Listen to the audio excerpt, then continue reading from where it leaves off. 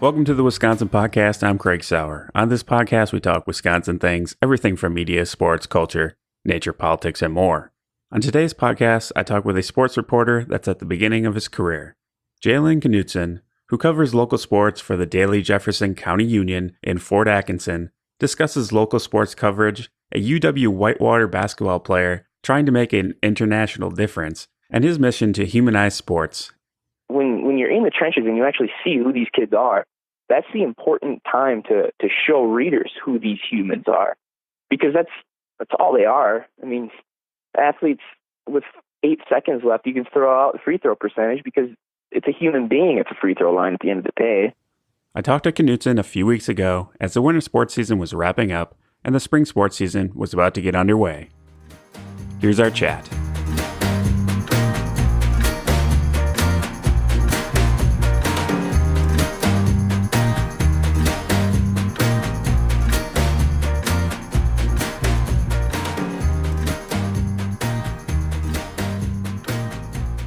Well, I guess my first question is, how the heck do I get picked for this?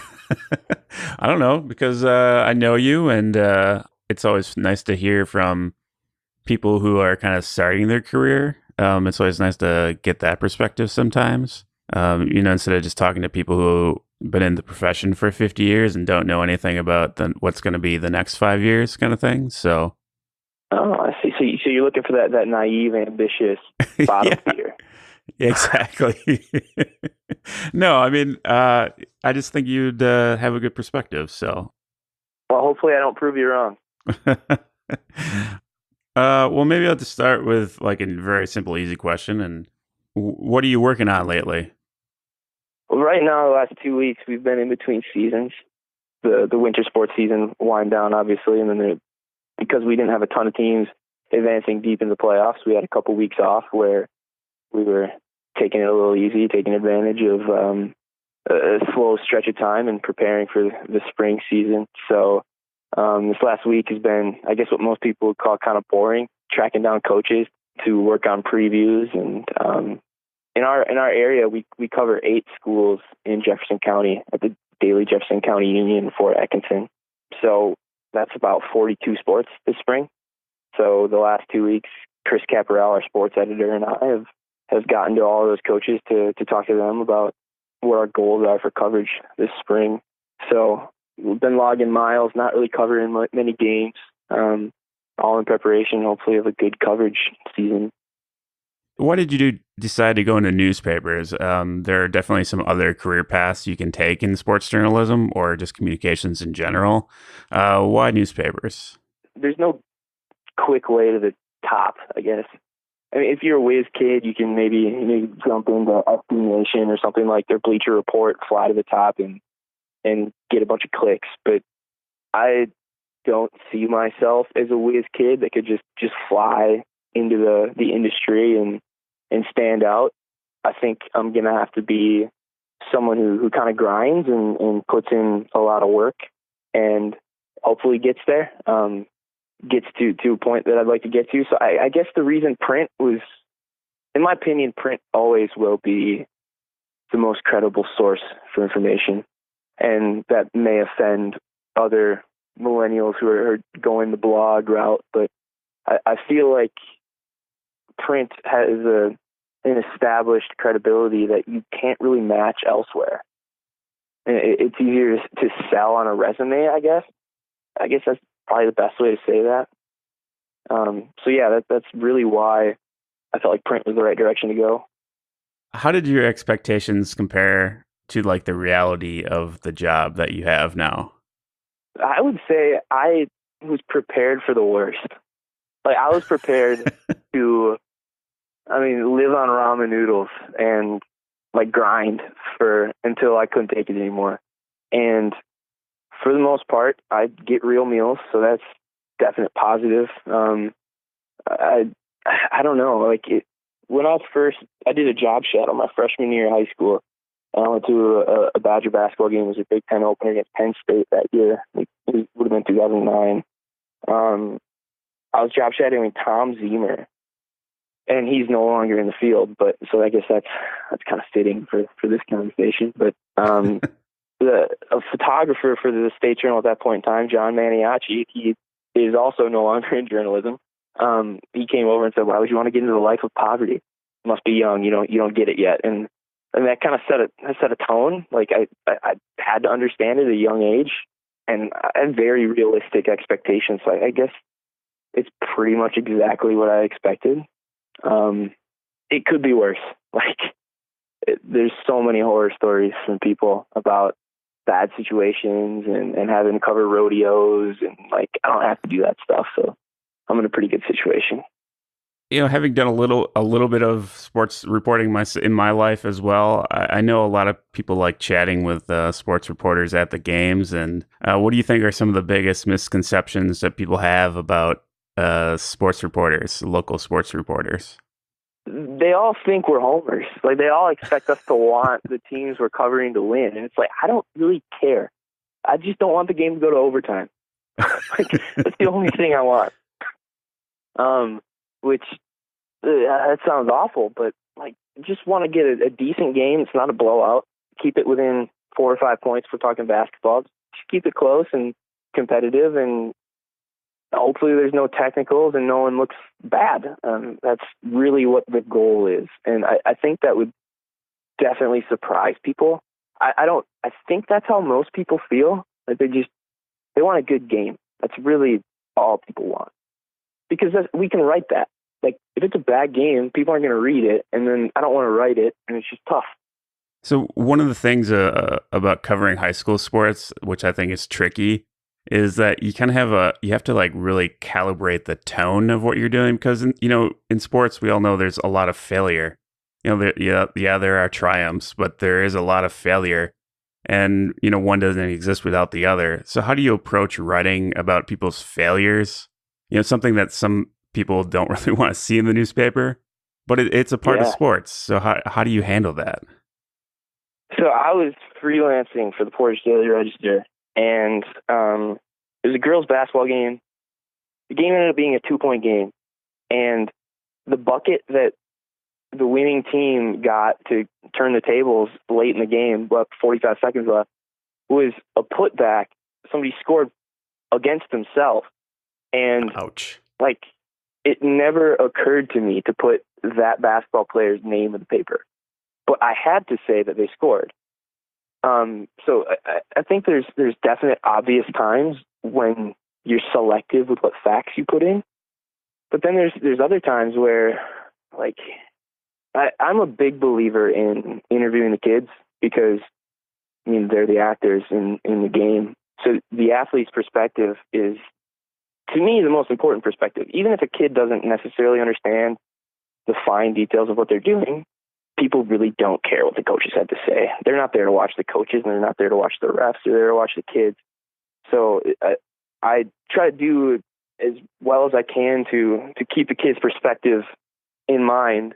But then it's tricky when they lose. You have a kid who loses a big game or loses something that they expected to win, and I still think that kid should talk to the media and tell their story if they can handle it. It's a lot easier in team sports. You can find a senior who can handle talking about a loss that the team expected to win, and that kid will give you a cliche. He knows what your job is and he understands it. And when those kids can handle that, they deserve a ton of respect and credit. But it's tough.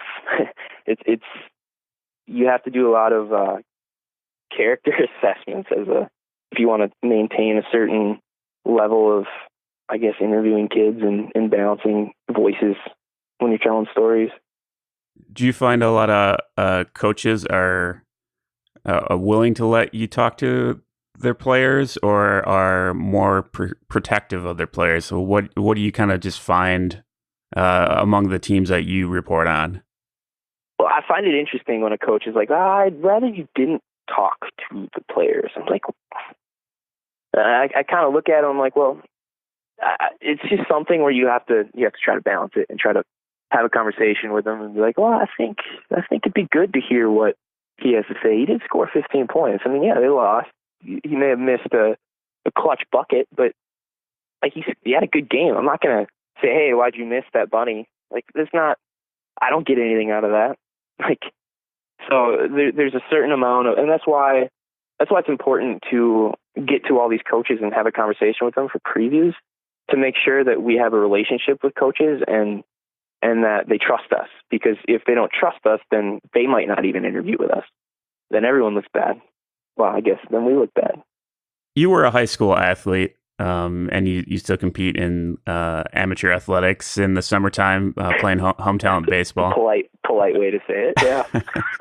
But you've been in the shoes of the people, in a similar situation that the kids that you're talking to.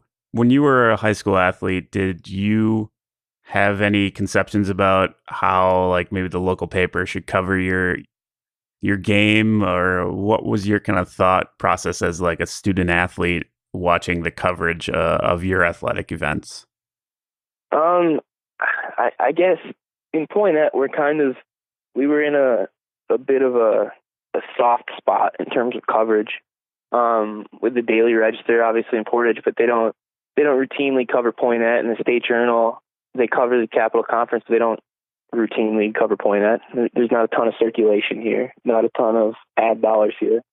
So I wasn't aware of that when I was in high school, but we weren't we didn't have a main daily newspaper. And I think the dailies, they carry a little bit more weight in terms of, oh, that was the Daily Register. They're here to cover our game. And then you look for it the next day.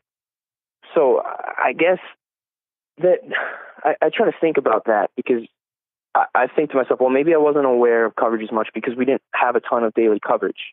Whereas kids in Jefferson and Fort Atkinson, they expect to be covered because they've been routinely covered for a long time. Kids in our schools like Johnson Creek and Palmyra Eagle, they're in that zone where they don't have their own daily newspapers. They're very appreciative when we get there to cover them, but they don't expect routine coverage of every single game. So I guess, and I did get away from your question, but I wasn't necessarily fully aware of what was going on. I didn't pay all that much attention to it because without really even realizing it, was a big cliche guy. And you don't worry about other outside expectations. You focus on practice every day and you work hard in practice. And that was how I approached sports when I was in high school. So I wasn't really worried about the media. But now, I mean, but later on in life, when you're in college, you're playing home talent baseball, and you played on a pretty successful team, a few very successful teams that have gotten press, from the Daily Register. What was it like, going to school for learning some of these principles and learning about journalism a little bit, and then kind of watching it happen to you at the same time? Well, I am a little bitter about this. Travis and Sean never interview me, so I mean, I've shared with Sean a little bit. Sean Davis up there, that I don't know why I don't ever get interviewed. But I always tell him all kinds of things that I have a perspective that he doesn't apparently care what I think. So no, I see him there, and I mean, people love to talk to journalists about how they get interviewed. I was like, well, you don't ever think about the questions you ask someone. Like when you're having a conversation with somebody naturally, and I guess you're a recovering journalist, so you think about what you say all the time. But like, it's hard. It's hard to come up with a perfect question. Like, it's so much easier to say, "Can you talk about that fifth inning?" Yeah, that's like so much easier to do. So in terms of how I try not to think about how people cover things, because it's if you're not in the ring and if you're not in the trench at that point in time, knowing how they're covering something, like I try not to think about how other people cover things. Like, I don't know. That's not necessarily a good answer to your question, but that's what my take on that is. That kind of brings up something in my mind that I always think about when I'm watching sports on TV, is like the sideline reporters. That is such a tough job. Coming up with that one question. You got like one or two questions, right? For the coach that's running by you, or the athlete after a game. You have, a minute to fill. and you got to come up with a great question. And a lot of times, I think local journalists will come up with the question after the game, like you said, talk about.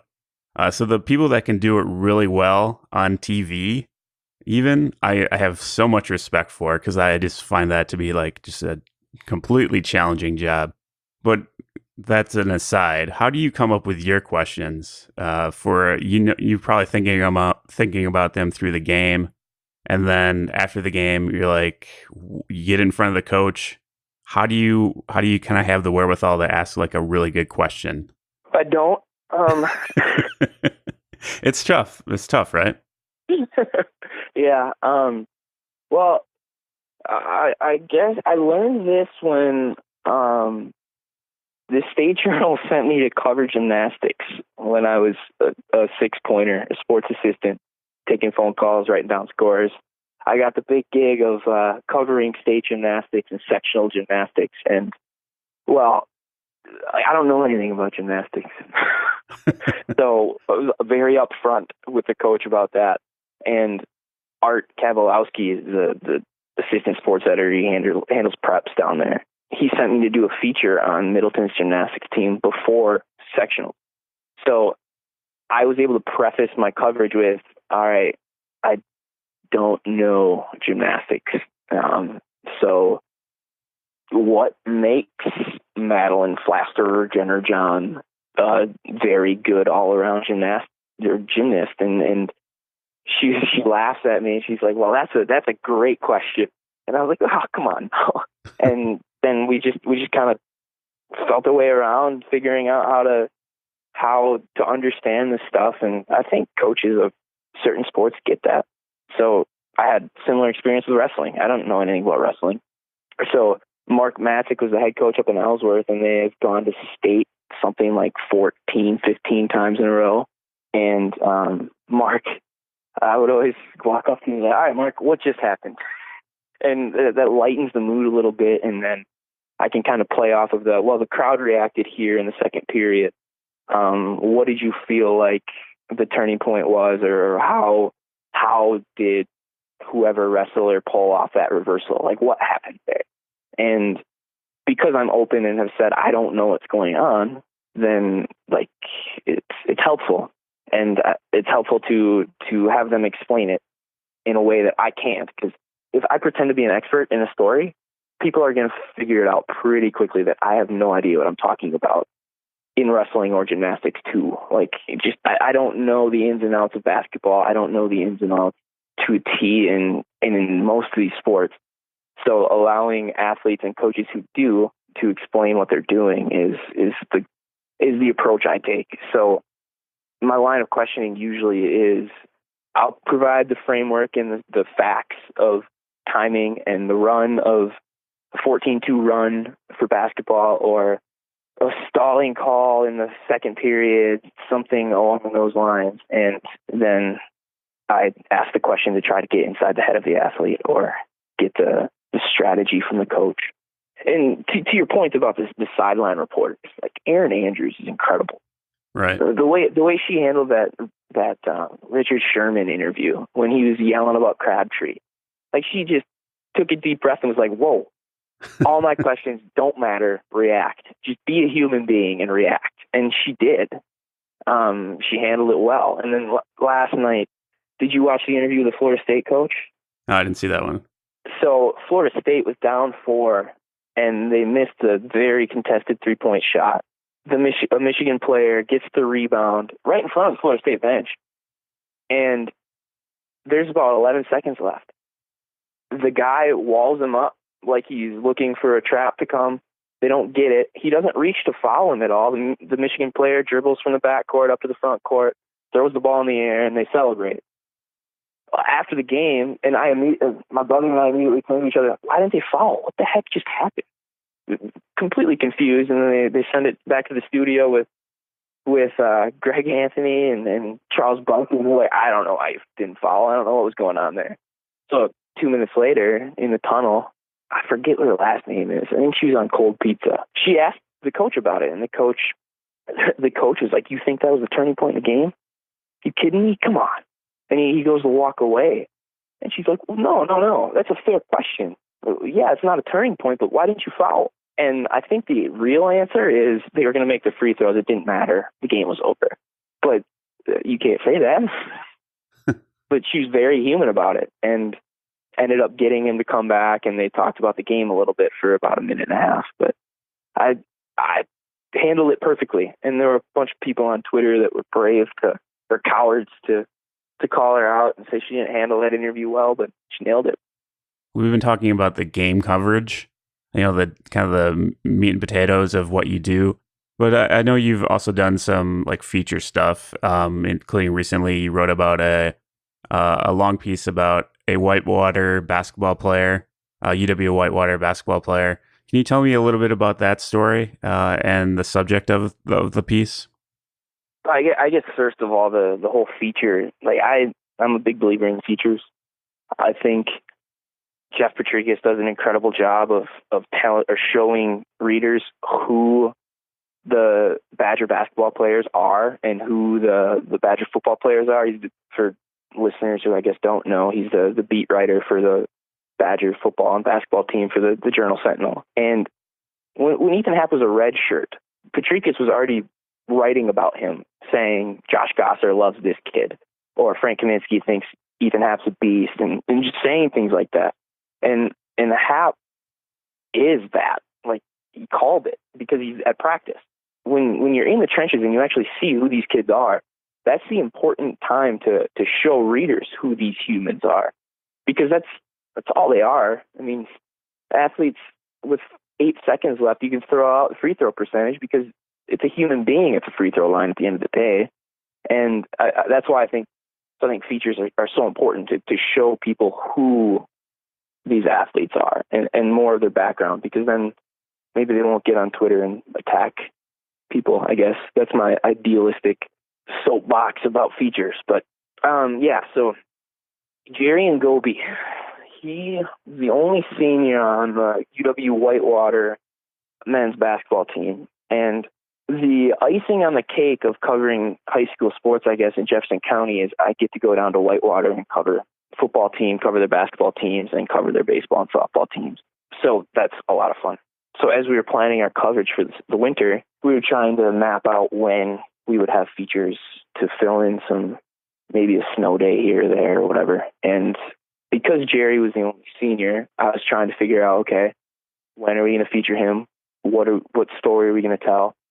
And then Jack Miller, who's a senior at UW-Whitewater, writes for the Royal Purple down there, and then that's a student newspaper, and then he freelances for the Janesville Gazette.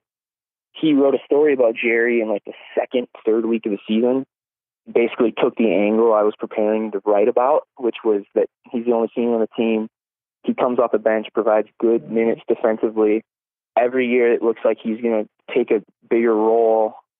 A transfer or something will come in and edge him out from more minutes. And throughout it all, he does it with a smile on his face.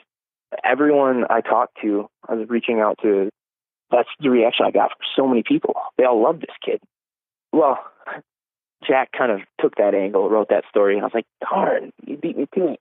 So again, I started doing research, and there was 2 sentences, I think, in Jack's story where Jack said Jerry was the son of 2 immigrants from Uganda, and that was it. So then I did some Googling and was asking the sports information director, Chris Lindicki, down at Whitewater, like, what do you know about Jerry's parents? Like, what are they doing in the United States? What are they, like, who are they? And so research turned up that 11 years ago, they started a Hope for Uganda Institute. Part of what his dad Gideon does is he'll go over in Uganda and he'll buy jewels over there and pay local merchants to bring these jewels back to the United States and sell them. And that way he's helping their economy over there. Another thing they do is they raise money through donations and through their profit in Janesville at their store to send kids in Uganda to boarding school and give them clothes and shoes and things of that nature. And it's really cool. Like I'm glad I found the story. So I sat down with Jerry for about 30 minutes and we talked basketball for probably 4 or 5 about his role, and I can tell he's been through these questions, and people ask him this in passing and stuff. And I said, all right, do you have anything else to add? And he looks at me. He's a little bit confused because he knows I'm doing a feature on him, and I guess posturing like I'm going to end the interview 5 minutes in. And so then I pivoted and said, all right, now fun stuff. So your parents are from Uganda.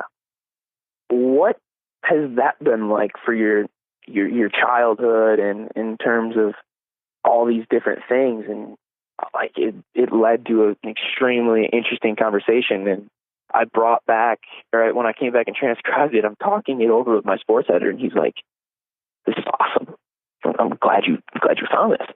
And so then I went from there, and I reached at that point, the reason Jerry found out, so his parents are from Uganda, then the reason he found out about this program called Giants of Africa is he was watching the Toronto Raptors last spring, I believe, in the NBA playoffs against the Cavaliers. And they were a very competitive team, but were struggling in the big moment, and people were beating on them on Twitter, talking about how they just weren't good in the big moment. And Jerry didn't like that, apparently. So he's starting to do research, like, okay, what's wrong with the Raptors? Like, what's going on with their front office?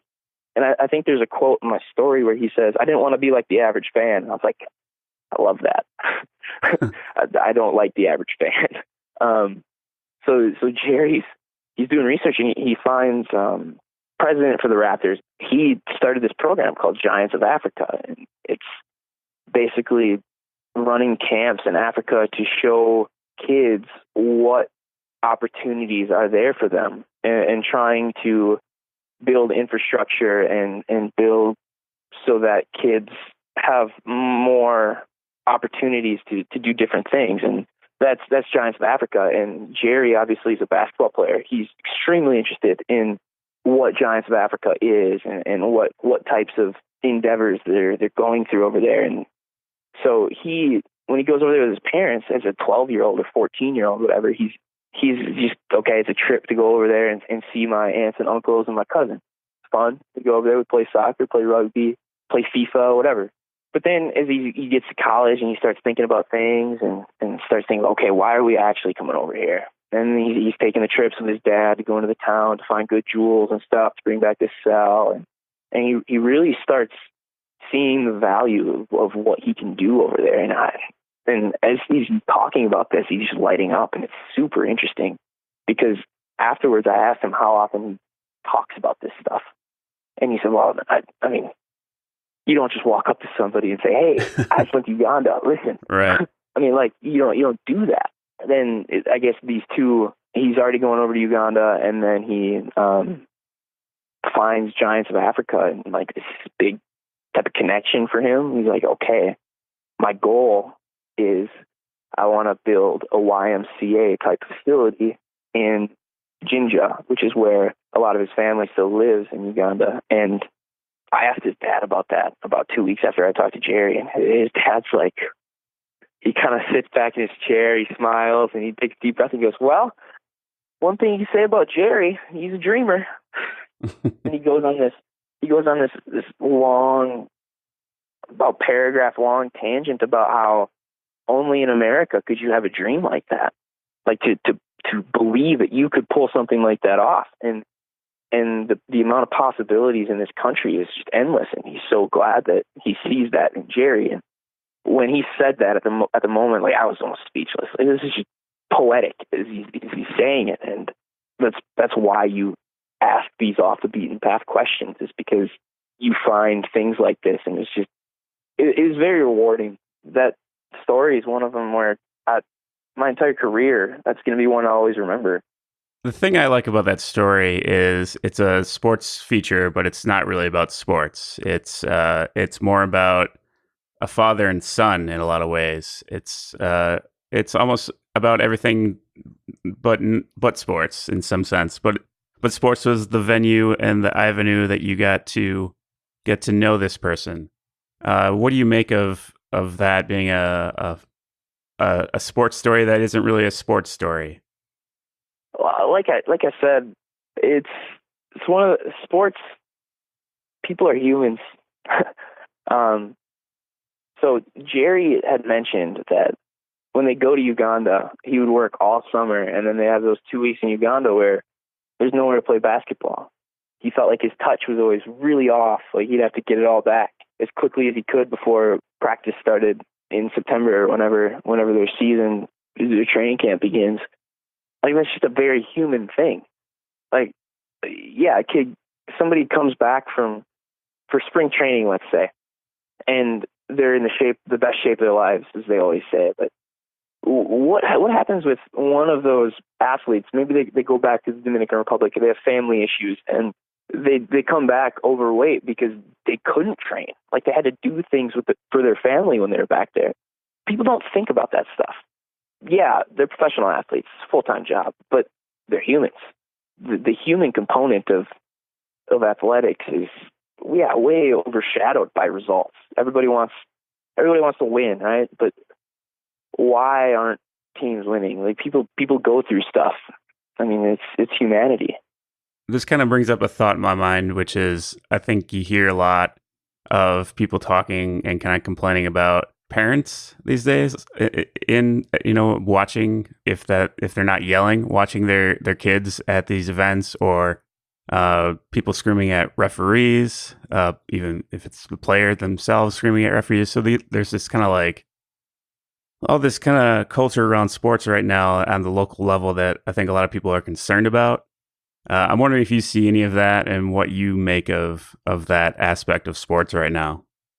Well, I'm not necessarily old enough to have a really good opinion on that or a handle on that, but the back in my day people that love to point the finger at kids these days and get off my lawn type people, yeah, culture's different. I mean, it's always going to be different, but I don't think people yelling at refs is any different than it used to be. I know I've heard stories of people 50 years ago that would go to the ballpark just to heckle a ump. They had no idea what was going on in the game, but that was just their pastime. I mean, people do things like that. In terms of parents yelling about kids, thinking scholarships are on the line in an AAU tournament, like, what? Yeah, there are parents like that, but people have always sucked and they always will suck. The other thing I wanted to ask you about, since you get to watch some good teams play, you get to watch some bad teams play, what kind of characteristics you kind of look at when you're trying to assess the quality of a team? There aren't absolutes here. I mean, there are all kinds of teams that don't like each other that win, but most of the teams that win, they like each other. And it's a chicken or the egg question. Like, if people are they winning so they enjoy each other's presence, or do they enjoy each other and therefore they win? Like, I think the teams where they all believe in each other, and I'm going to get into a bunch of cliches here, but the teams that really believe we're going to win because we work hard together and we do things the way our coaches have coached us, and that's going to carry us in tough games.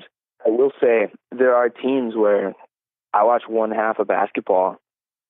The first time I watched Prescott basketball last year, now that they won the state title this year, if anyone hasn't seen the way they won that game, go Google P.D. Brookshaw. I mean, that kid, he's a heck of a basketball player, but he's a better baseball player. The thing I liked the most about Prescott's basketball team is they took care of the basketball, they shared the basketball, and they ran through their offense, but they always talk about defense. But they always knew that the most important thing for them was going to be keeping the guy they're guarding in front of them. And they had a 7-footer on their team, and they were all these principles. Last year, they had a 7-footer on their team. All those principles were ingrained in the guard's head, even though they had a 7-footer behind them. So they could overplay, get burned, and they knew they were fine because rim protector. But they still had those principles that were important. Well, this year, they had great defense all year, and they're a bunch of guards, and they won a state title without a 7-footer. Granted, they had a guard who averaged 30 points a game. Mark Miller, the WIS Sports basketball scout, he asked Brookshaw twice at state after the semifinal and after state if he was regretting having already signed a scholarship to go play the shortstop for North Dakota State. And Pete handled it well. He said both times, yeah, I'm disappointed basketball's going to be done, but I think I have a better future ahead of me in baseball. And I mean, so the common thread in Prescott basketball and Peter Brookshaw's success and other successful teams that I've seen is most of the time it's good kids. It's good kids who listen to good coaching and work their tails off. Those are usually the teams that I enjoy covering the most. And that was similar with Jefferson girls basketball. This year they were one game away from going to state. They lost to Monroe, and they were a team where they knew the second half, the intensity they played defense with the entire game was going to wear their opponent down, and they're going to have a big run in the second half. And most of the time, if they hadn't already won the game in the first half, that would happen in the second. And they always were quick to credit each other. So they had a guard on their team who maybe averaged 3.5 points a game, but she also averaged like 4.5 steals a game, 5 steals a game, and she was just. They called her among a bunch of different names. One of them was like Fireball. They called her Flago or whatever, and she's chasing the ball like crazy in the backcourt. And her teammates recognized the value of that, and that's why they were successful, is because they understood what was important. And having a solid team is the most important thing for success. So I guess those are the common threads. And we just got done with basketball season, so all my examples, I guess, are basketball. But yeah, fundamentals across the board, and dedication to fundamentals, like not just going through the motions and attempting to do things how you're told, but actually caring about doing things the right way is a common thread. Can you think of a great moment, whether it was a failure or a triumph in your coverage in the last year that has really stood out to you? So I saw Sam Stahl for Ellsworth won 4 individual state titles, and he's just a great kid. Like the most important thing I think in his mind is looking after his younger brother, and he's just such a nice kid. His brother's 3 years younger than him, great wrestler, or 2 years younger than him. They're both great wrestlers. They wrestle nationally. They go to Fargo for tournaments and stuff like that. And it's all over my head, but they're impressive. So Sam was losing. I think he was losing 6-4 with about 12 seconds left. And he'd already won 2 state titles at that point in time. And he made it was a crazy reversal, and he got 3 back points right before the buzzer rang and won his state title. And he kind of gets up and he's like, oh my God, I can't believe that just happened. He celebrates whatever. I race over into the tunnel to talk to him after his match, and I show him that the video is on the iPad that I was holding. And the most important thing to him was that he did, in fact, win that match. It wasn't like a mistake by the referee. He wanted to have made absolute sure that he won that match cleanly. And to have that thought process as a 16, 17-year-old, I thought was amazing. He didn't just want to win. He wanted to, because no one's going to take a title away from him if the ref made a mistake. But he didn't want anyone to have any doubt that he was the title winner. And then he ended up pinning a kid in the third period this year to get his 4th title. But just a great kid. And when you see kids like that have success, it's awesome. Stepping back a little bit, we've talked about why newspapers at this point in your career, but where do you want to go with your career? What are you looking for? What's kind of the down the line when you're my age, when you're like 33 or something? Where do you want to be headed? The ultimate goal is to be a Major League Baseball beat writer. Now that happens on multiple different levels now. Whether it's MLB.com or it'd be great to be a newspaper working at like the Cleveland Plain Dealer or the Atlanta Journal-Constitution, just one of those papers covering the Braves, Indians, covering the Tigers, anywhere, just covering a Major League Baseball team. Like that's a job that not many people actually can get to. And it's very possible, like could burn out before I even get there. Like tough. I mean, the climb is, there's a reason that not a ton of people can get to that level, but that is the goal.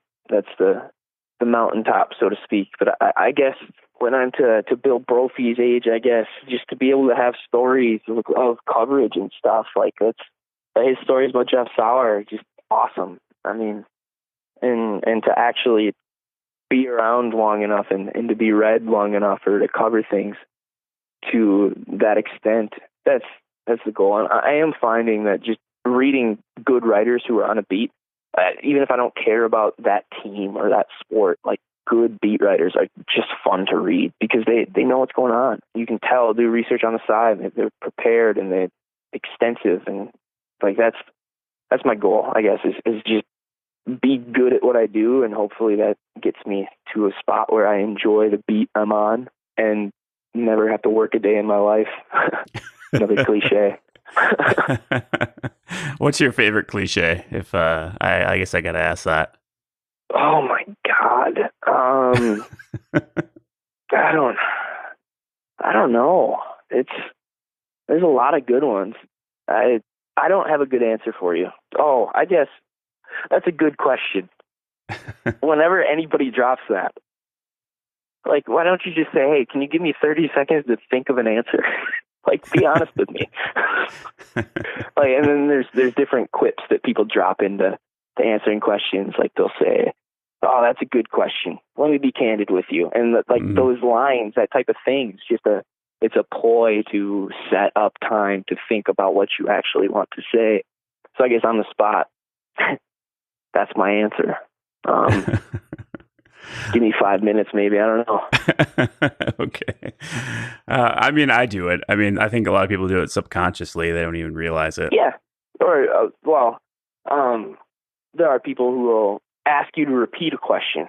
That's another tactic to buy yourself some time to think. What'd you say? What was that last part? And prepare your answer a little bit. Which is, it's always it's a battle in my head. Did they do that on purpose, or did they actually not hear me? Is there more there? Good questions. I know I have a slow mind, so I always do something like repeat the question. I like say it out loud, like to make sure I understand it. But I don't even realize that I do it sometimes. I just do it just because my mind is slow. Do you think I give people too much credit? They're always out to skirt around a question. No, I think that's a good perspective as a journalist to have. But yeah, I think most people are just slow-minded like me. I don't think you're giving yourself enough credit. Well, cool, man. Is there anything else I should ask you? I guess so the sports and people angle, I can't express enough how much stick to sports drives me nuts. Like, sports is the avenue to get into so many different things. I read this article it's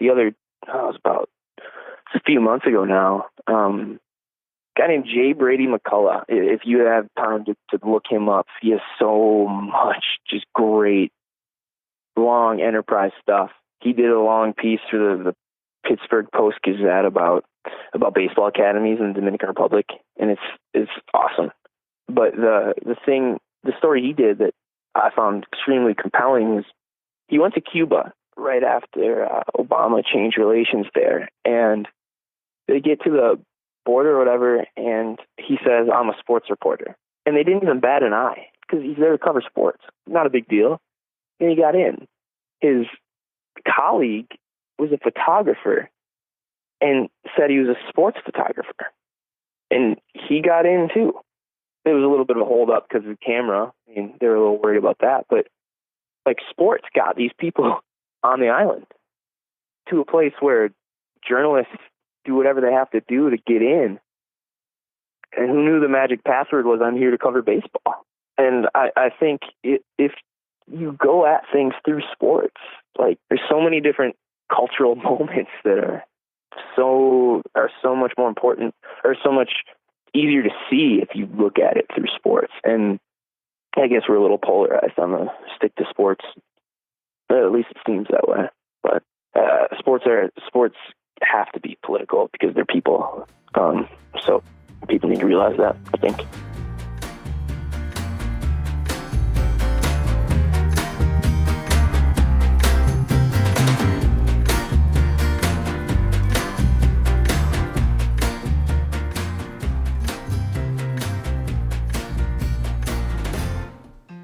Nice chatting with Jalen.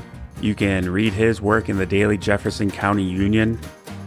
If you're liking the show, please give us a rating on your podcast service. Make sure to subscribe to the Wisconsin Podcast on iTunes, Stitcher, or Google Play.